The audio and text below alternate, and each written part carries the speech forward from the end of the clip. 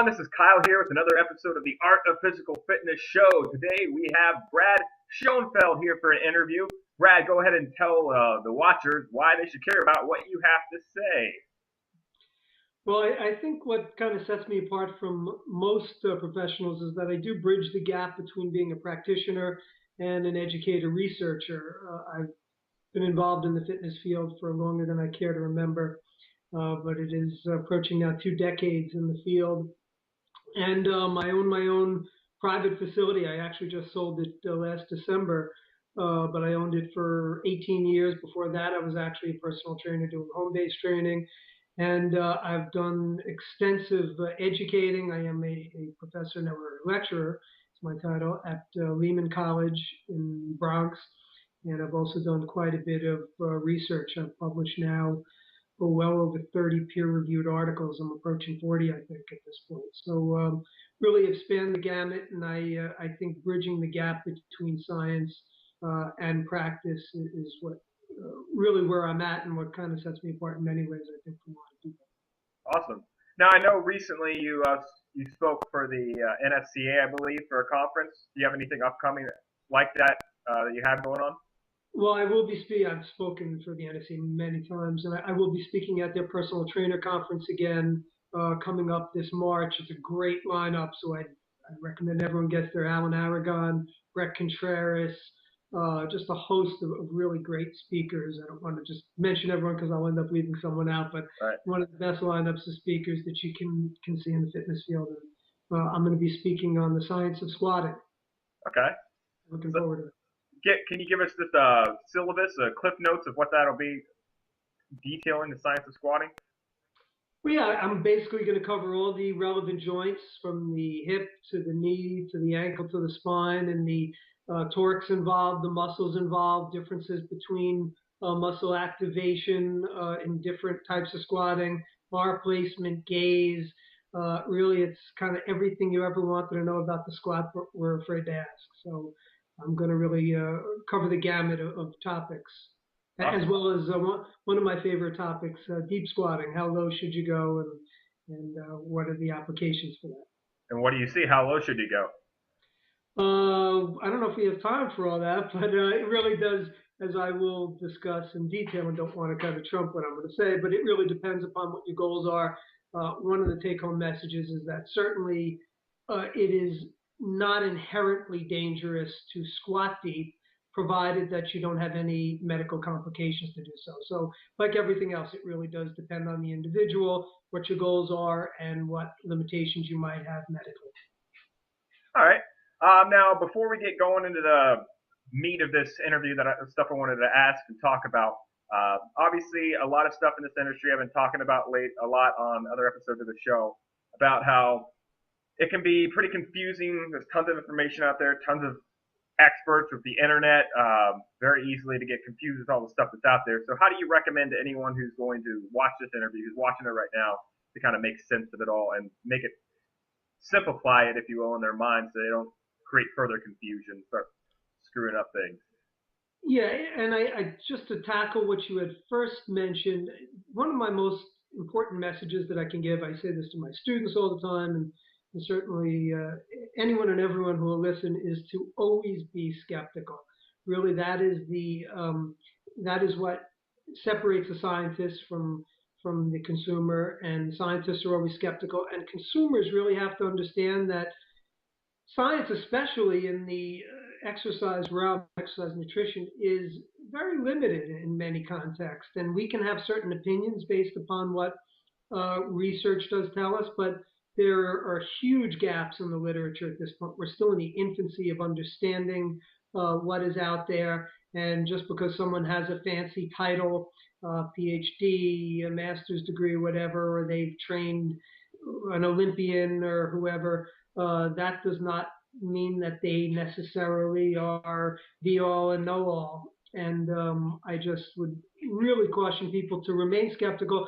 Certainly, the more educated someone is, and someone who has a PhD generally has gotten that because they've done a lot of work, and you should respect that, but also be skeptical of it. So you would generally tend to put more credence in what that person might say than your average Joe, but you still need to do your own research and to really understand the breadth of what is out there and to understand that it's very limited. So with that said, what I'd recommend here is to understand what I'm going to provide as my interpretation of the research. Certainly, I think I offer an informed opinion, but that within that context, individuals respond differently to exercise, and I can give general recommendations based upon large amounts of people that I've trained and certainly my knowledge of the research.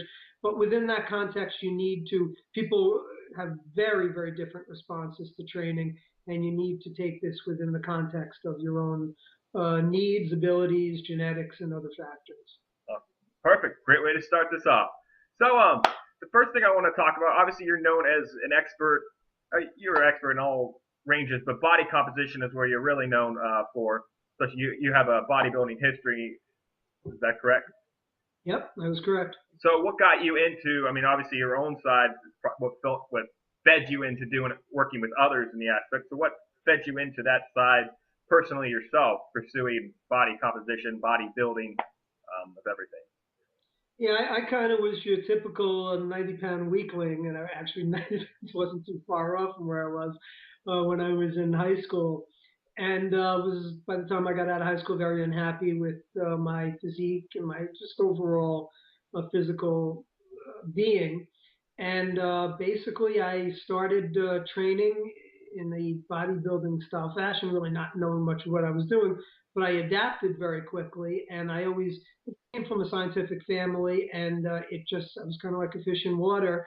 And once I got the bug, I then started making a study of what to do and the scientific aspects of training to improve myself. And from there, people started asking me what I've been doing, and I was asked to work with some people. It kind of got me thinking about becoming a fitness professional, and kind of the rest is history. Everything kind of spiraled from there, and I have worked with many, many elite level athletes, as well as specifically a lot of physique-based athletes, bodybuilders, fitness competitors, figure competitors, and the like. So, as well as professional athletes, a lot of strength athletes, and professional semi-pro sports. All right. So I want to break this off into like a battle of the sexes. So we'll start off with women first. I'm going to first deal with if there are any nutritional differences that you have to address for a female competitor versus a male. Yeah, not really. Women, both nutritionally and exercise-wise, respond very, very similarly to males. So there's no specific guidelines I would give and say, well, women need to do this and men need to do this. The overall context is the same, and it really comes down to the individual in terms of how you manipulate nutritional variables to optimize body composition response. Okay. Now you mentioned training is pretty similar in the same, but there are differences. I experienced it when I work with high school athletes and working with a male athlete and a female athlete. Much more quickly, men get the lower body. They're pretty close to each other as far as adaptating pretty quickly. The load that they use is a little off, but the quickness is pretty much there in learning. But upper body, is where the struggle is. It's much slower to get just basic pull-ups and push-ups even at improving. So why do you view that is, and also what strategies do you do to kind of overcome that? Yeah, so certainly there are differences in responses in terms that, yes, women generally from a strength perspective are roughly equal lower body wise to males, at least in untrained individuals, and have about 50% the strength capacity of males in the upper body. Look, hormonally, this is generally a hormonal factor that women have much, much less chronic testosterone levels, which is going to limit their response. Testosterone is a highly anabolic hormone. So they are not going to respond from a hypertrophy perspective nearly as well as men on a general level. But that said, the training response is still going to be very, very comparable. It doesn't mean that you train women differently because the basic physiology of training is the same for both sexes. It's just you're not going to get women. That's why the fears that women generally have of looking like a she-male from the Amazon when they start lifting weights are highly unfounded. And with that said, I will say that bulking up is subjective. So I can look at someone, I've trained dozens of women who I look at them and I'm saying, boy, they have a great physique. And they're saying, oh my God, look how bulky I am now. And so it is subjective. And I think anyone who works with females has to be in tune with that and sensitive to the fact that it's not up to one of my big things as a trainer. I never inflict my own opinions on that person unless they're competing in a bodybuilding. Obviously, if they're competing as a physique athlete or something, then it's my responsibility to give my opinion what's going to help them to win. But if it's just their own idea, if they're doing it for themselves, ultimately it's up to the woman to decide as to how she looks, not up to me to say, oh, you look fine, don't worry about bulking up if she thinks she's too bulky. Right. So again, just to get back, then the overall training methodology is very similar between males and females because they respond. The physiologic response to exercise does not differ in that respect. So you wouldn't say that there really needs to be a difference in even something as the level of intensity or the volume that is being in the training. Pretty much it's the same. There's no need to vary that too much. On an individual level, yes, but that goes inter-individual as far as males and females. Okay. Not because of there's nothing you can inherently do. Look, we all have the same overtraining response too. So hopefully we can get into the specifics of hypertrophy. And one thing I will say is that increasing volume, higher volume training is associated with greater hypertrophic response, but consistently training at very high volumes also is associated with overtraining, which will have a negative effect. So to just say, well, women need to train with higher volumes to try to elicit greater hypertrophy would work against the fact that if you consistently did that, you're going to end up having a negative response. And that's why, again, it really comes down to the individual. And I can't give an overall cookie cutter. I wish I could. I know everyone looks for cookie cutter answers and those types of things, but I would not say that women need higher volumes because of reduced chronic hormonal output. Perfect answer. What I like to hear. All right, so moving on, I want to talk about fat loss and namely the debate. Pretty much, it's people have their opinions by now or beliefs by now. But where's yours on basically on the research that you've read and personal working with yourself and the clients? The difference between high intensity interval style training or aerobic steady state work for fat loss. What do you feel is more beneficial or a combination of both? Yeah, all of the things being equal, the literature as well as personal experience tends to show that your high intensity interval training has greater effects. Now, look, all other things being equal, if nothing else, it's a much more efficient way to train, so you get better results in less time. But really the difference between the two comes down to EPOC, which is excess post-exercise oxygen consumption, for those who don't know. And that is basically the afterburn, how many calories you're burning post-exercise. So we know that you burn a certain number of calories while you're training, but you also, there is an after effect of exercise where you continue to burn calories post-exercise, and it's the body's response to return itself to its homeostatic state. Well, the research clearly indicates that that is intensity dependent, and greater intensity will have a greater effect on EPOC. And the effects of EPOC are fairly substantial. Now, it's not, some people have overstated what you can get through EPOC, but let's even say that you can get an extra 100 calories out of it, which is a fair estimate based upon a lot of the research through high intensity interval training. Well, over the course of, let's say you're doing it 3-4 times a week, an extra 300-400 calories a week over time, all of the things being equal, will equate to an additional pound of fat loss. And math is never one of my strong suits, but I believe in around 8 to 9 weeks or so, you'll say around 9 weeks, you'll burn an additional pound of fat. So there is greater effects. Now, with that said, again, we have to look at what the most important thing is: adherence. And some people hate training at very high intensity. So it's not that, I think people also take a very absolute approach and are very, I think, over hardlined in terms of saying, well, then that means steady state is crap. And that is not true. That certainly you can still burn calories from steady state. You have to do a lot more of the activity.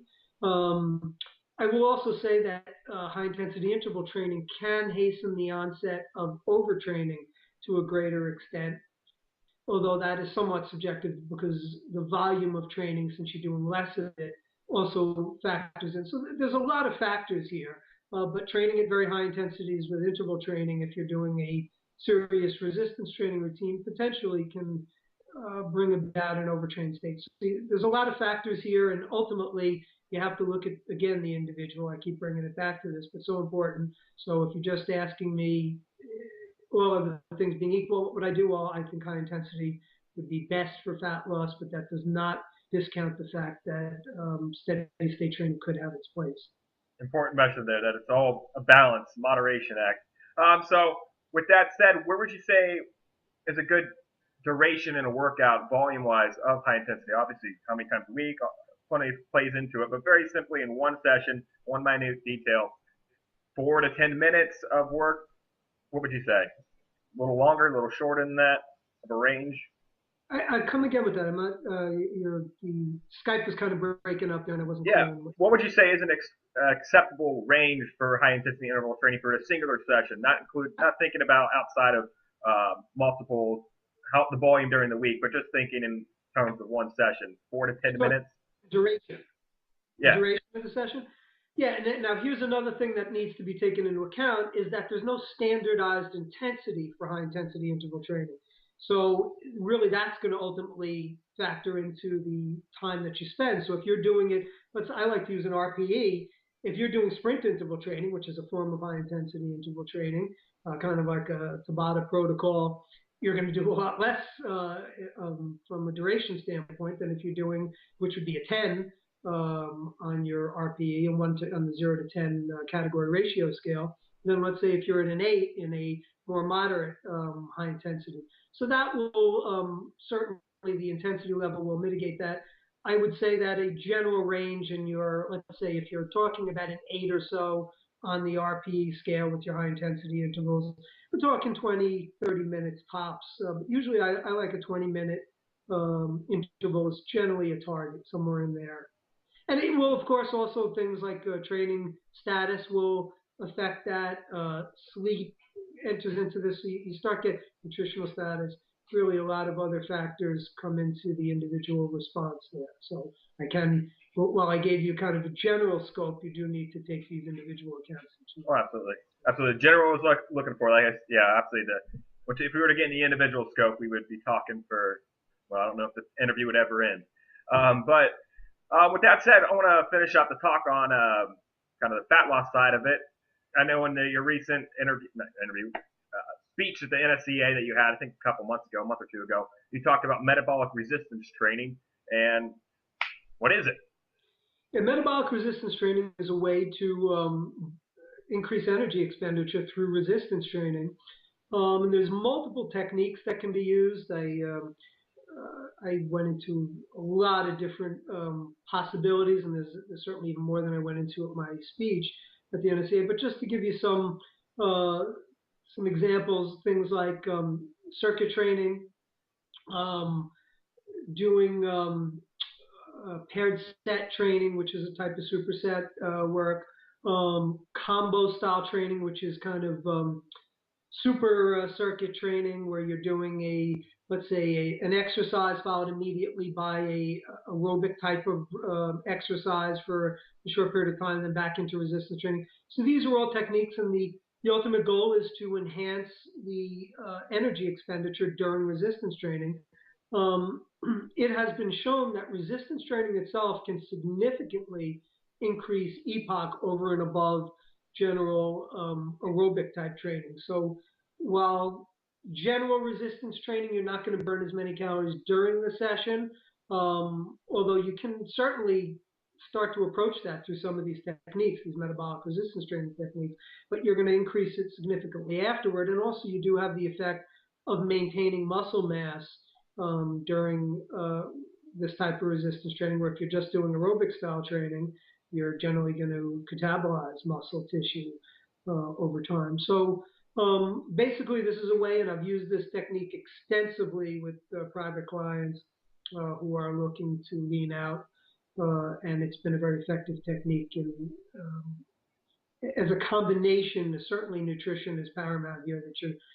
There was even just a recent study that came out showing exercise by itself is generally not a great way to lose body fat if you're not going to follow a diet, unless you're doing unless you're biggest loser in it, you're doing Right. 6, yeah, sure, you do 8 hours a day of exercise, you're going to be burning tons of calories, but for most people that obviously isn't practical. In the real world, your 30 minute to 1 hour session, or an hour and a half, whatever it is, even that limited context, is not going to have huge effects. It really is an adjunct to an overall fat loss strategy, and that is paramount to have a proper nutritional caloric deficit through nutrition.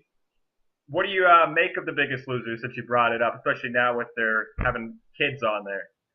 Well, I will cop to the fact that I have never, and I'm kind of proud of the fact I've never seen a Biggest Loser show in my life. I've seen some of the commercials, and I've seen some of the sad commentaries that have been posted on YouTube about some of the things that people have done, like taking diuretics and doing 8 hours of sauna to lose weight. So, I mean, what I will say is that it's theater. It is not real training. It's not real world. Now, look, anything that inspires people to get healthier, I'm all for. But I do worry that this can cause frustration because it gives the impression that all you got to do is exercise away and you're gonna and do a little diet and you're gonna lose a gazillion pounds of fat. You're gonna go from 400 pounds to 150 in a very short period of time. When that doesn't happen, that this is a long-term process, and ultimately that can result in frustration to people. So I'm not a fan of the concept of the show, to put it mildly. Okay. And I also think that some of the things, based on the commercials that I've seen, yelling at people like drill sergeants is not the way that personal trainers should be getting. That will not motivate most people. Right. As a matter of fact, that will tend to turn a lot of people off. So it gives, I think, a warped impression of what trainers are and what they should be doing. Well, you provided me a nice little segue there talking about motivation. And with the New Year's resolution going on right now, biggest issue is people keeping their commitment, developing commitment to a program. So, how do you see, what strategies do you implement with or suggest or talk about with your clients to increase their commitment? I mean, a lot of your people are already competitors, so that's not even a worry. But for someone who's just getting into it, how would you recommend increasing their level of commitment to be able to stick with it? Yeah, the biggest thing that I can recommend doing for a newbie is to set goals. Goal setting is really the most important factor, and there's something called a SMART goal, which is specific, measurable, attainable, realistic, and timely. And those are things you need to take into account because you get people, what are your goals? Well, I want to lose weight and tone up, which what the heck does that mean? What Right. does tone up mean? And they're not measurable, and you can't quantify these things. Really, what you need to do if someone wants to gain muscle, you need to say, well, give me an example. How much do you want to add to your arms? And you want to set these realistic goals. If you want to add 3 inches to your arms, it's not going to happen in 2 weeks. So you need to build within your long-term goals, whatever it is. If you want 18-inch arms, great. If you're starting with 12-inch arms, well, you need to build up. You don't go from 12-inch arms to 18-inch arms in a month. So you need to set goals. Okay, well, I'm going to get 13-inch arms within this given period, short-term period of time, and build up over there. So really, it's breaking down your long-term goals into shorter-term goals, and then looking at whether you're meeting these goals on a regular basis, and if not, trying to assess where you went wrong, what happened in the overall scheme of things. Was it because of a lack of adherence? Was the program not right for the individual? So once you've set these goals, as long as they're realistic, you can then make adjustments as you go. Look, the main reason that people stop training is through frustration. One of the other really important things is to acclimate people into the training process. And I learned this very early on. The first time that I ever went into a gym, I really had no clue. This was right out of high school, and the knucklehead who was in there put me on this computerized rowing machine where I was rowing against an Olympic, like the Olympic figure in that on that machine, and I ended up not being, I was like Frankenstein walking around. I couldn't wash my hair, and I never wanted to train again. Unfortunately, my brother had been training, and I I owe really my career to my brother. I dedicated my first book to him because he ended up telling me, don't listen to that knucklehead, I'm going to help you. And he got me back into it, and really the rest is history. But it's a very valuable lesson that trainers should never make people think I'm going to really show how great I am by making them not be able to walk the next day, because that is generally speaking, a big demotivator. And you need to gradually acclimate people in to the training process. And besides the fact that someone is too sore, they're not going to be able to train again anyway. You're just going to delay the process where they're able to get back into a functional training state. So again, very important to match the person's not only goals but abilities with the training, and systematically take them through that over time so that they're gradually acclimated. Okay, awesome. So I want to next address the next topic I want to get onto to new and current personal trainers really, and how it seems somewhat that we're a little bit of psychologists, if more so than physical trainers, if you will, dealing with I mean commitment like we were just talking about, but self-image issues and motivation, and all those type of different things. So how would you recommend to a current trainer or a new trainer who might have surprised them that they're going to have to know the mental side of things, how to impact people's lives psychologically? What resources would you have them look into, and what things, just from your own knowledge and personal experience, would you impart on them? Well, look, the personal training field at this point is kind of like the Wild West. That every out-of-work actor thinks that who's ever lifted a weight thinks that he can become a personal trainer. Hey, it's good money, and if they look good, why do many people choose a personal trainer? Because they look good, they're in good shape, and people think if that person's in good shape, well, they must know how to get other people into shape, and they discount the importance of genetic factors in getting into shape. So I think the most important advice I can give there is just to educate yourself. If you are not, if you've not gone to school for exercise, which I highly recommend, I am a big proponent of education, if you haven't already been able to tell.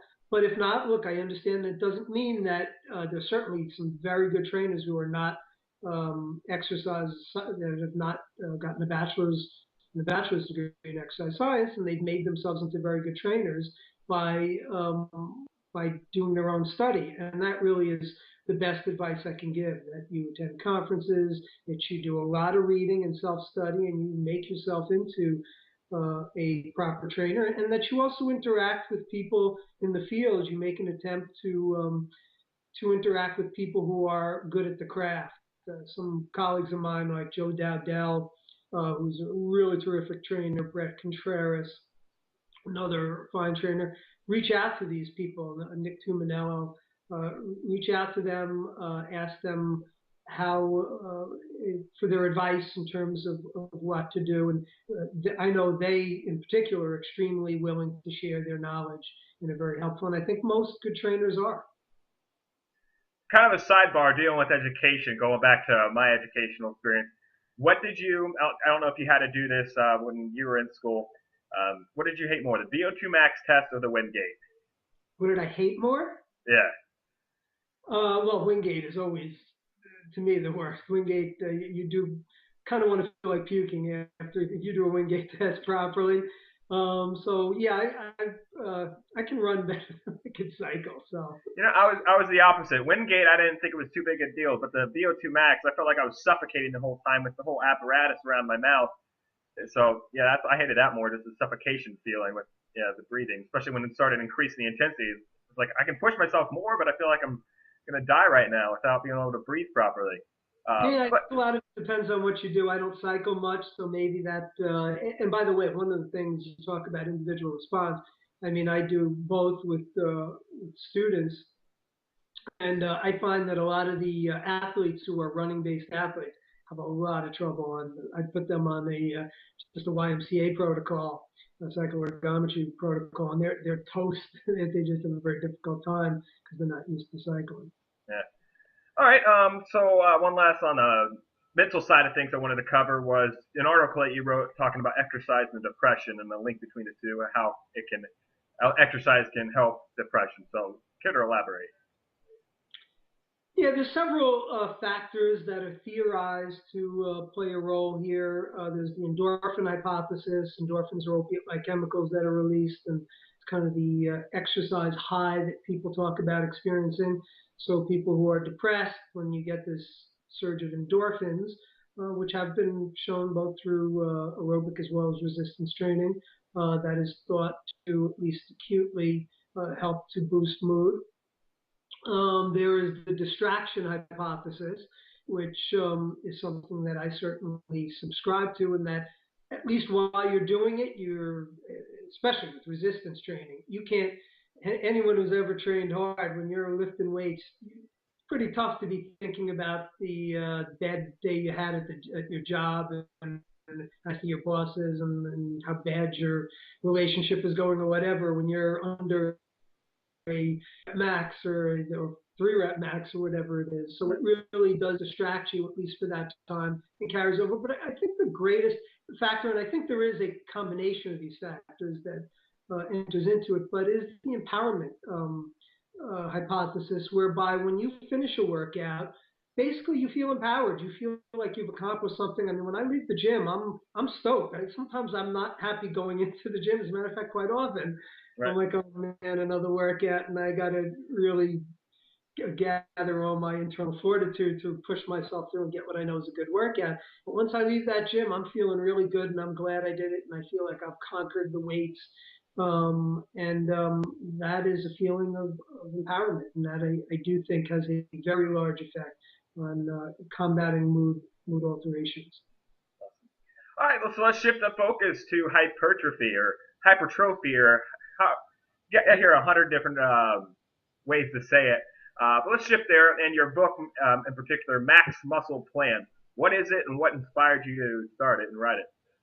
Yeah, the Max Muscle Plan is a periodized 6-month routine, basically, that outlines every rep, every set, every rest interval, and every rest day that you need to optimize a hypertrophic response. And one of the most important things, and I've kind of touched on this earlier in our talk, is that I really get into the depths not only as to what the literature shows and also what personal experience, which I had extensive experience in this realm, but also I talk about how to adjust it to individual needs. And basically, that is a lot of the practical experience that I've garnered in working with different physique athletes over time, strength athletes, to optimize hypertrophy, and that there is a huge variation in response, and I can give this template of the formula to optimize hypertrophy, but within that, everyone needs to take their own factors into account, and I extensively discuss how to go about doing that, how to tailor this and customize it to your own needs. Okay. Now, before we go any further, let's do a little plug. Where can someone get your book? It's available everywhere. It's in all the major bookstores, Barnes and Noble, Books a Million, wherever else. I know some of the bookstores are going out of business now, so I don't even know which Right. bookstores are. But it's also available on Amazon. That's where I get all my books at this point. So Right. it's available at a good discount on Amazon, and it's very inexpensive. It's in softcover. I think Amazon's offering a 30 or 40% discount at this point. You get lists for $20. And anyway, it's quite reasonable, and I think anyone I've gotten terrific feedback on to this point, which is really makes me happy and proud because it was a labor of love. This was a culmination of my both research and my practical experience over a 20-year career. So something that I hold very near and dear, and very happy that it's resonated with. Okay. So, what are your absolute keys to a successful program for gaining muscle? Yeah, there are 3 basic factors that enter into a hypertrophic response, at least through a resistance training mediated hypertrophic response. And hypertrophy is muscle growth, by the way, for those who don't know. And it ranges from mechanical tension, which is the tension on the muscle. So when you lift a weight, there's going to be tension within that muscle to carry out that repetition. There is muscle damage, which is the perturbation of the tissue that is achieved through the resistance training, through the tension that is in the muscle and some other factors. and also metabolic stress, which is the buildup of various metabolites, primarily lactate and hydrogen ion, which are primarily obtained through glycolytic style training, which is more of a moderate repetition, it's a slightly higher repetition training format. Whereas your lower repetition ranges, you're focused mostly on what's called the phosphagen system. You don't get a lot of carbohydrate breakdown. So the anaerobic breakdown, the fast glycolysis anaerobic breakdown of carbohydrate will result in the production of lactic acid, which is a metabolite of the carbohydrate breakdown. And this does through various responses, both through the acidic environment that is brought about, as well as the lactate itself, and various other responses is theorized to bring about a hypertrophic response. So within that context, that is background. Some of the things that are very important are, number one, to train in a variety of rep ranges. So you're going to, which has multiple benefits, including maximizing the response of the three factors that I just mentioned. But also training in a lower repetition range will make you stronger in your moderate repetition range, which so-called hypertrophy type range. And training in a high repetition range will help to reduce lactate buildup, so facilitate your lactate clearance, and that will allow you to get additional repetitions within a metabolic environment. Also using a variety of exercise, different exercises, that is training with free weights, with cables, machines, really different modalities, different angles, different planes of movement. So using your frontal plane, sagittal plane, transverse planes. Muscles do not necessarily, as was often once proposed, always work by going throughout the entire range of motion. That what's been found is muscles are subdivided into compartmentalized, so they don't necessarily span the entire length of the muscle. They terminate what's called intrafascicularly, so that you can, by training at different angles, tie in different fibers just through that. Just different attachments allow for different angles of training. There's many, many reasons why training with different angles and the modalities themselves. For a good friend and colleague of mine, Brett Contreras, has discussed, and we actually have a new article coming out in the Strength and Conditioning Journal talking about how training at different muscle lengths can facilitate greater muscle development. So there's all these factors that really lend themselves towards training with different exercises, and also training, and I mentioned this before, at high volumes of training. That it's been shown that you're a single set. Now, it doesn't mean that you can't get results by one set to failure type training, your HIIT style training, but really the literature is quite clear that training in higher volumes does facilitate greater hypertrophic benefits. Now, that said, as I mentioned before, that you can't just always say more, and there is a U-shaped curve here where past a certain point, you will reach a threshold of volume where it no longer, not only doesn't have better effects, but it potentially can have worse effects. So all of these things factored in, the most important thing, or an extremely important thing, is to periodize these variables, meaning that you manipulate them across a training cycle. And that can be done in a variety of ways. That can be done linearly. I like more of a modified linear approach, but it can be done non-linearly. There's many different periodization schemes. There's not necessarily one that's better than another. A lot depends upon what you're looking to accomplish. Certain athletics lend themselves more towards non-linear periodization because you're looking for a combination of benefits rather than looking to peak for one type of benefit. So I know I just gave you a lot of stuff. I did a lot of talking, but hopefully that makes sense. So I got an idea of what you're going to say to this question, but with that all said, what would you say? Obviously, again, everything needs to come into play here, but volume-wise, let's say 40 reps. So if we traditional 4 sets of 10, or it's a very traditional bodybuilding set and rep scheme. But what if you inverted that at 10 sets of 4? Now you're using a little higher load, a higher degree of tension with the same amount of volume. Do you feel like that would? I know you're not going to pigeonhole anything and only use one thing exclusively, but is that going to give you a little better response, or is it again for the individual?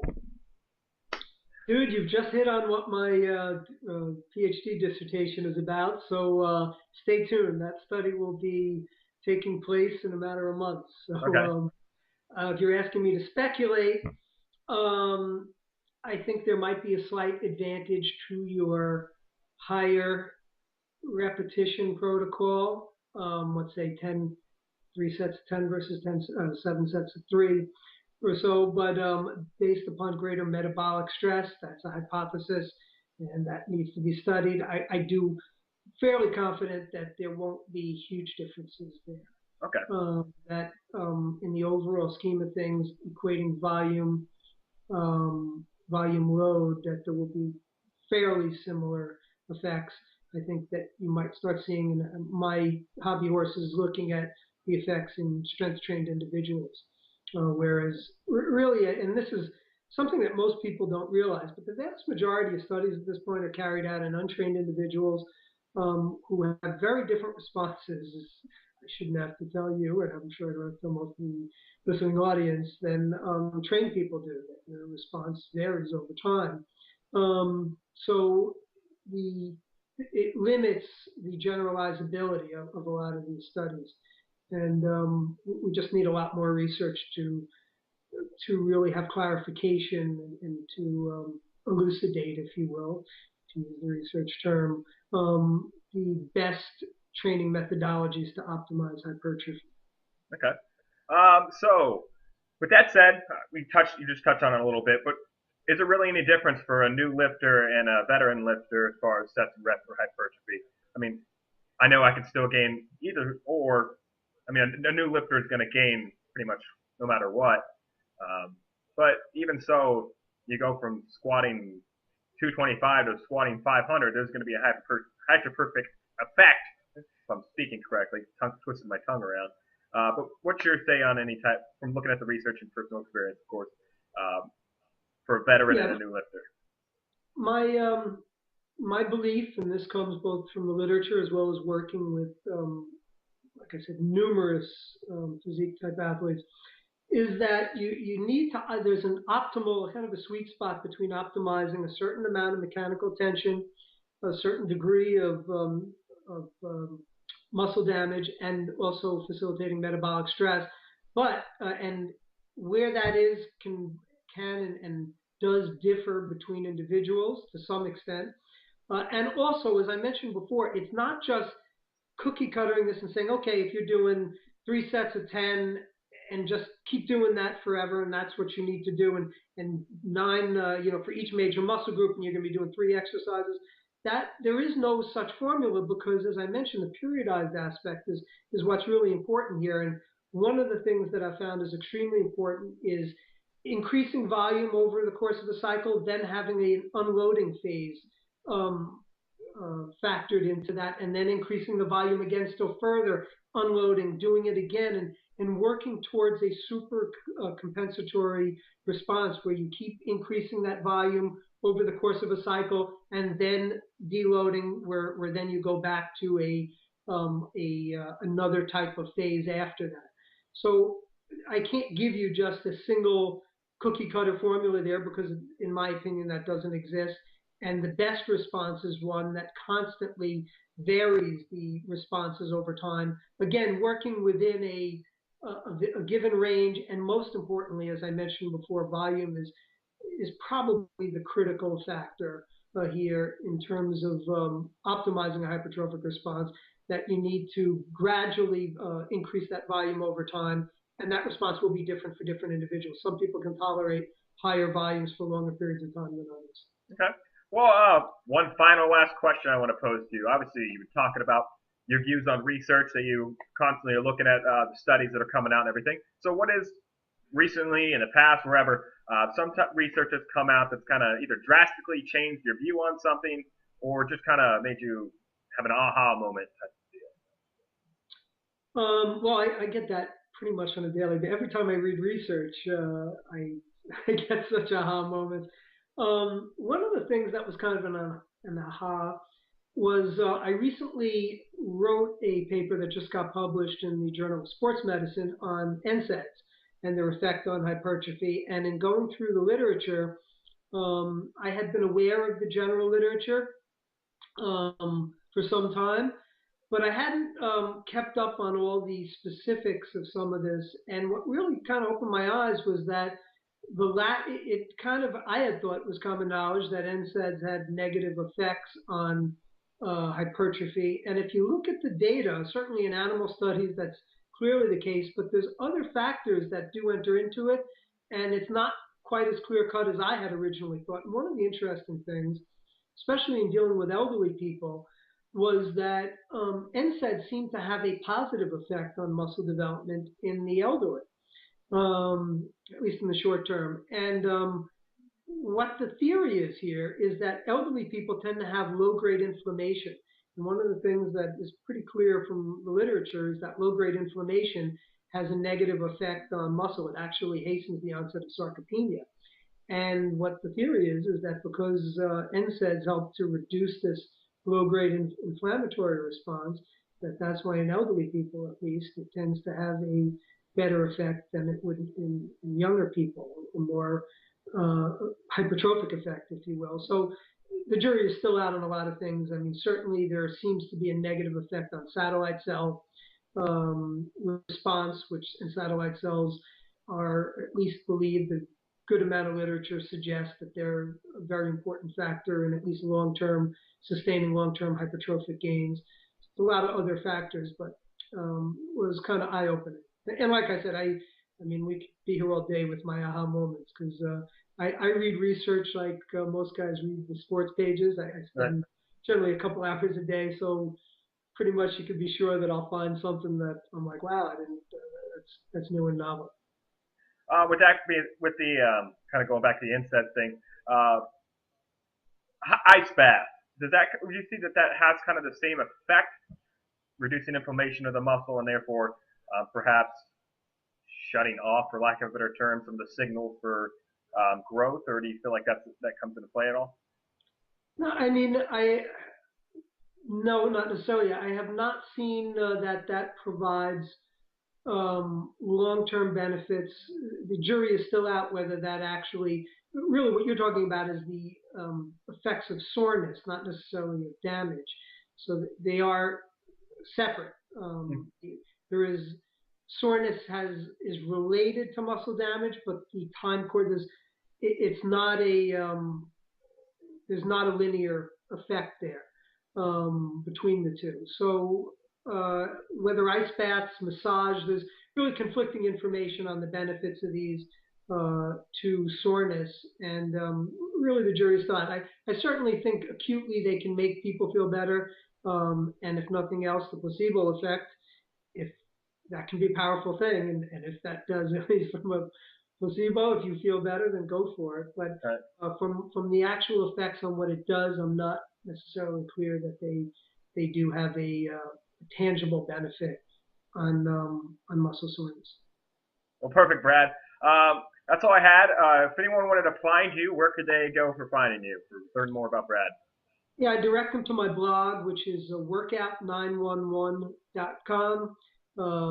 Haven't had a chance to post as much as I like. I'm finishing up my PhD at the moment, at least my PhD studies, which is extremely time consuming. Once I do that, I hope to be able to blog a lot more again, but I do get stuff up there on a fairly regular basis, at least try to.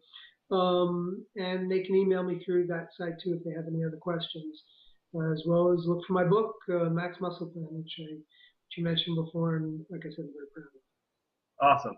So, again, Brad, I appreciate you for coming on the show. Everyone, I appreciate you for tuning in to watch. Again, this was Kyle from the Art of Physical Fitness here with Brad Schoenfeld talking about fat loss, mental side of training, and hypertrophy. Again, artofphysicalfitness.com, have an interview coming up this 2 days from now with Dick Towns of Fitocracy, so be on the lookout for that. Again, thanks, Brad, and I look forward to talking to you soon. My pleasure, Kyle. Thank you.